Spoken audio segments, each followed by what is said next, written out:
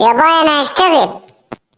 انت هتشتغل يا مكوس؟ ده انت يا مكوس ما فلحتش في شغلانة واحدة يا مكوس. ايه هتشتغل يا ده مكوس يا واد؟ هبيع خضار يابا. هتبيع خضار؟ طب وريني ازاي هتبيع. بص على ولدك، ده ولدك نابغة، بص هيبيع ازاي.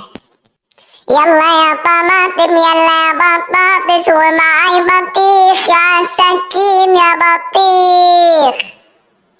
لا تمام ولد، انت تنفع، بس المشكلة في الحريم. الحريم تضحك على الجن الازرق. هي على كده امي بتضحك عليك السنين دي كلها يابا؟ ما تخافش يا بابا، مرتك برضه زي كده هتضحك عليك.